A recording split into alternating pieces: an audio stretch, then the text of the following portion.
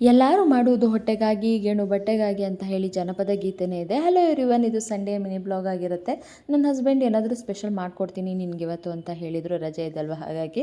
ಆಯಿತು, ಅವ್ರು ಸ್ಪೆಷಲ್ ಮಾಡ್ಕೊಡೋದು ಹೆಚ್ಚ, ನಾನು ತಿನ್ನೋದು ಹೆಚ್ಚ ಅಂತ ಹೇಳಿ ವೆಯ್ಟ್ ಮಾಡ್ತಿದ್ದೆ.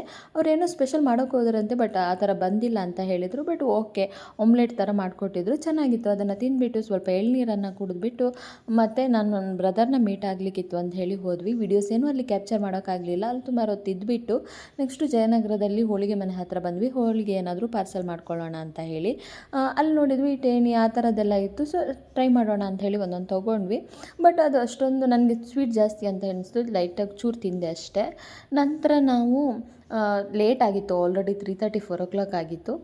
ಮತ್ತೇನು ತಿಂದಿರಲಿಲ್ಲ ಅಂತ ತುಂಬ ಹಸಿವಾಗ್ತಿತ್ತು. ನನ್ನ ಹಸ್ಬೆಂಡ್ ಹತ್ರ ಹೇಳಿದೆ, ಅವ್ರು ಯಾವುದೋ ಹೊಸ ಹೋಟೆಲ್ ಓಪನ್ ಆಗಿದೆ ಅಂತ ಕರ್ಕೊಂಡು ಬಂದರು. ಚಿಕನ್ ಮೀಲ್ಸ್ ತೊಗೊಂಡೆ. ಜಾಸ್ತಿ ಏನು ತಿಂದಿಲ್ಲ, ಸ್ವಲ್ಪ ತಿಂದಿರೋದು, ಆಲ್ರೆಡಿ ಟೈಮ್ ಆಗಿಬಿಟ್ಟಿತ್ತು.